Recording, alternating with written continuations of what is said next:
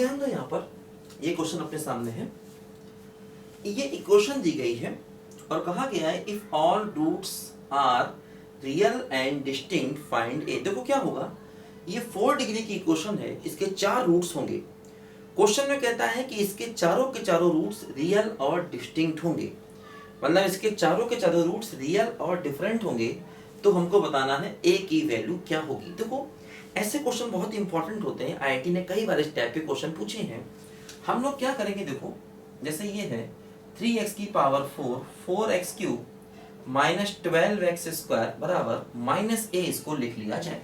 देखो अब हम क्या करेंगे, 2 ग्राफ बनाएंगे, एक ग्राफ ये बनाएंगे और एक ग्राफ ये बनाएंगे। मतलब एक ग्राफ बनाएंगे y बराबर माइनस ए फंक्शन का, जो कि कांस्टेंट फंक्शन है, x एक्सिस के पैरेलल एक लाइन होगी, है ना। y बराबर माइनस ए का मतलब कांस्टेंट फंक्शन x एक्सिस के पैरेलल एक लाइन।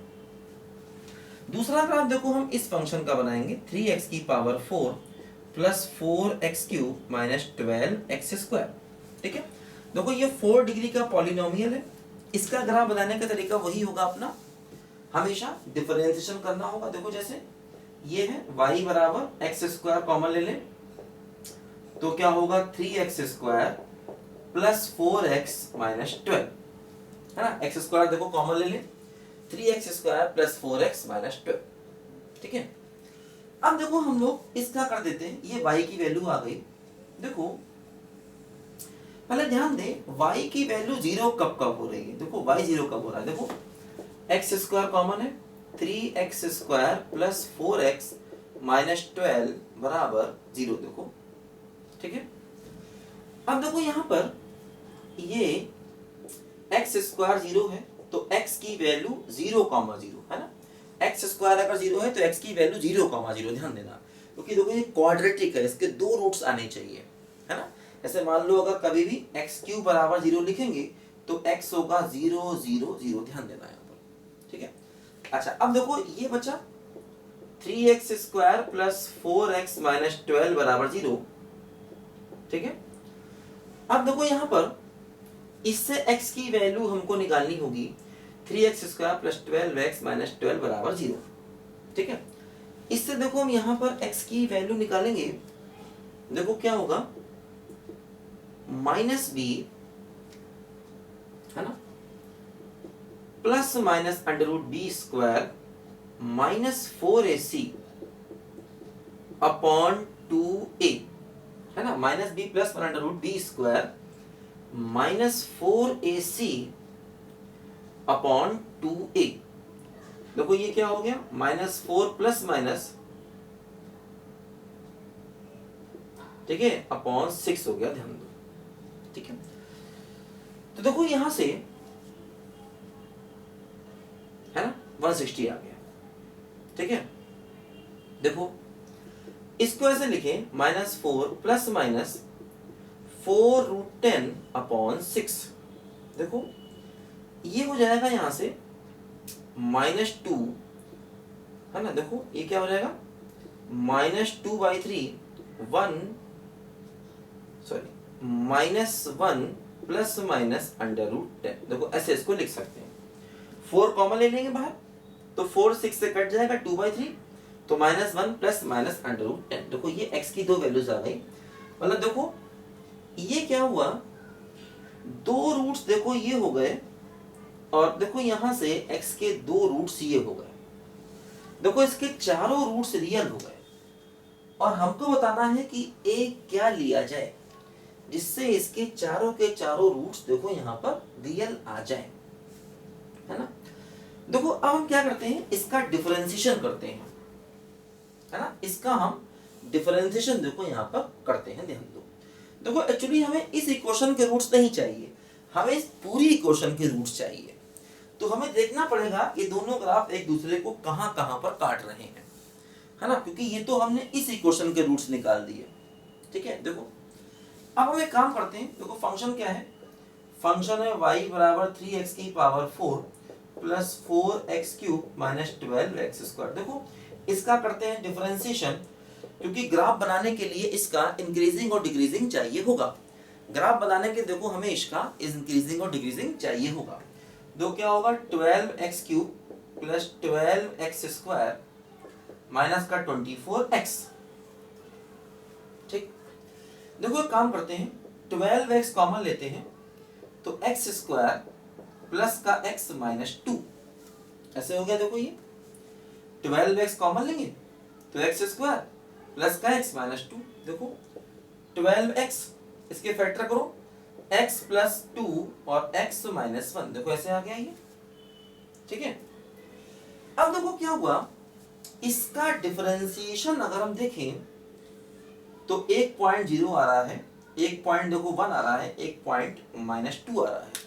ठीक है, ऐसे देखो होगा पॉजिटिव नेगेटिव पॉजिटिव नेगेटिव। देखो इसका हमें ग्राफ बनाना है। देखो हमें क्या मालूम चला कि देखो ये फंक्शन ये 0.0 है, ये 1 है और देखो ये पॉइंट माइनस 2 है। ठीक है, देखो क्या हो रहा है, -2 के पीछे ये डिक्रीजिंग है। अच्छा -2 पर देखो इसकी वैल्यू क्या आएगी, चेक करें। x को -2 रखेंगे देखो तो y की वैल्यू क्या आएगी, है ना। x को देखो -2 रखेंगे, देखो ये y है ना, इसमें से x² को कॉमन ले लिया जाए तो 3x² प्लस 4x माइनस 12 ऐसे देखो आ गया। अब अगर x को -2 रखेंगे देखो y क्या आएगा, ये हो गया 4, ये हो गया 12 माइनस 8 माइनस 12, देखो माइनस का 32 आ गया, ध्यान दो, है ना। x को -2 रखा, देखो ये 4 12 माइनस 8 माइनस 12, देखो ये -32 आ गया, मतलब -2 पर देखो ये -32 होगा। ठीक, और -2 के पीछे देखो ये फंक्शन डिक्रीजिंग है, ऐसे डिक्रीज करेगा, 0 तक देखो इंक्रीजिंग है और 0 पर देखो इसकी वैल्यू 0 आ जाएगी। अगर हम x को 0 रख दें देखो y की वैल्यू 0 आ जाएगी। देखो 0 तक ये फंक्शन इंक्रीजिंग है। अच्छा ध्यान दो, 0 इसका रिपीटेड रूट्स है तो मतलब 0 पर देखो ये टच करेगा, है ना, क्योंकि देखो 0 इसका even number of times root है, इवन नंबर ऑफ टाइम्स देखो 0 इसका रूट है, तो देखो 0 पर ये टच करेगा ऐसे करके, है ना। और देखो 0 के पीछे 0 तक इंक्रीजिंग था, फिर डिक्रीजिंग हो गया, 1 तक डिक्रीज करेगा। देखो अगर x को 1 रखें देखो y क्या आएगा, देखो ये 3 प्लस 4 माइनस 12, देखो y की वैल्यू -5 आ जाएगी, x को 1 रखेंगे तो देखो 1 पर वैल्यू आ गई -5, x बराबर 1 पर देखो ये वैल्यू -5 आ गई, देखो यहाँ पर कुछ -5 हो गया और उसके बाद देखो ये फिर इंक्रीज कर गया इन्फिनिटी तक, ध्यान दो, है ना। 1 पर देखो ये वैल्यू क्या आ गई, बोलो -5 आ गई, ध्यान दो ऐसे करके। ठीक है, तो देखो क्या हो रहा है यहाँ पर, ये अगर हम देखें ध्यान से तो देखो ये ग्राफ क्या हो रहा है, देखो x एक्सिस को 3 जगह पर काट रहा।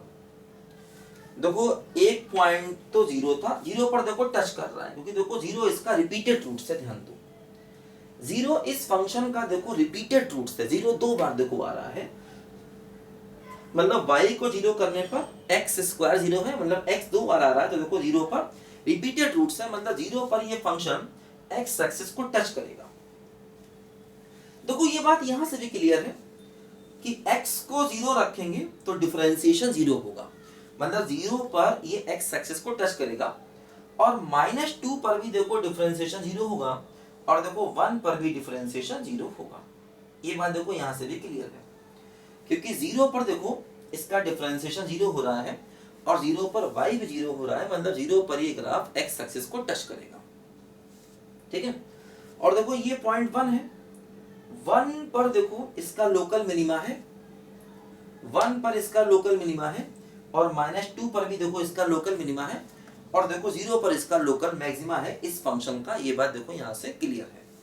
ठीक है, देखो यहां से 2 पॉइंट मिले थे, एक मिला था 2/3 -1 प्लस √10, देखो ये वाला पॉइंट ये होगा, मान लो ये अल्फा है तो देखो ये वाला पॉइंट अल्फा होगा और देखो दूसरा पॉइंट यहां से था -2/3 -1 √10, है ना।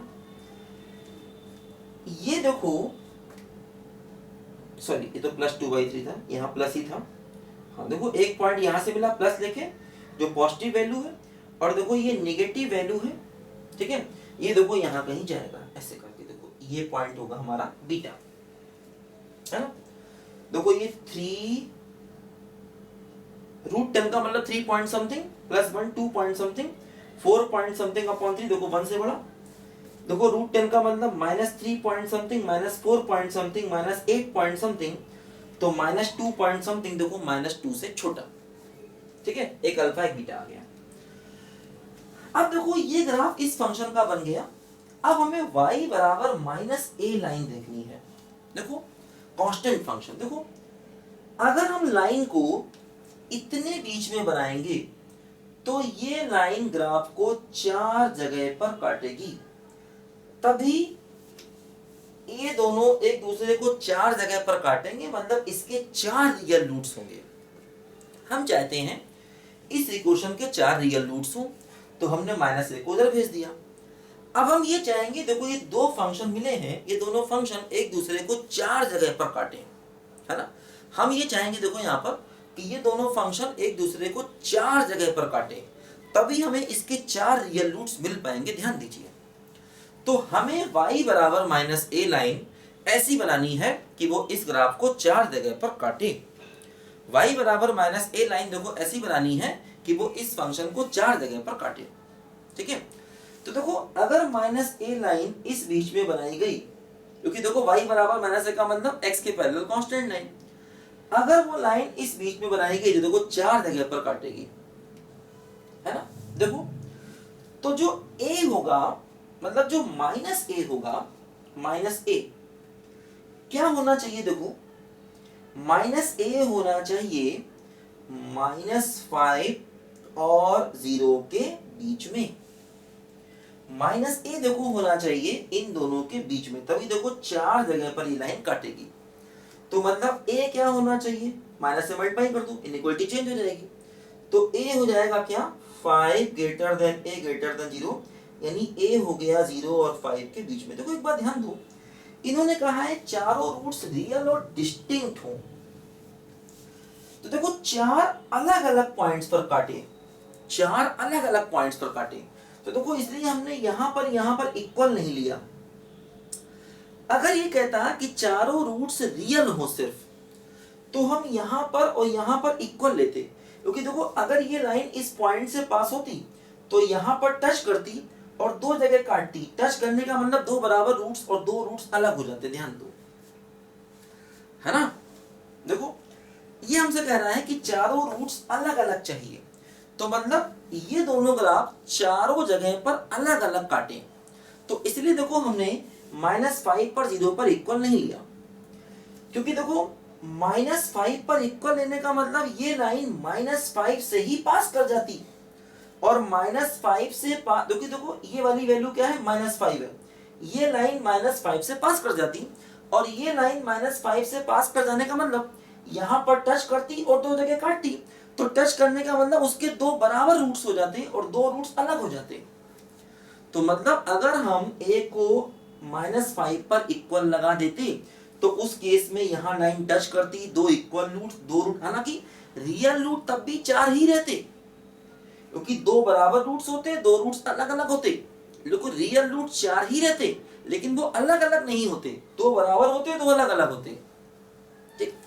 इसी प्रकार मान लो अगर हम -a को 0 के बराबर लेते, लाइन ये पास होती, है ना, a 0 लेने से देखो लाइन ये होती, और अगर लाइन ये होती तो एक जगह ये काटती, एक जगह ये काटती, लेकिन यहां पर वो लाइन ग्राफ को टच करती। टच करने का मतलब 2 इक्वल रूट्स, तो 2 रूट्स इक्वल होते और 2 रूट्स अलग अलग होते। जो देखो यहाँ पर आप देख रहे हो, ये y बराबर 0 का मतलब a को आपने 0 ले लिया, जैसे इस फंक्शन को 0 के बराबर कर देने का मतलब, इस फंक्शन को 0 के बराबर कर देने का मतलब आपने a को 0 ले लिया। तो जब आपने इसको 0 लिया, आप देख रहे हो ना, 2 रूट्स सेम आ रहे हैं और 2 रूट्स अलग अलग आ रहे हैं, तो इसलिए हमने 0 के बराबर नहीं लिया।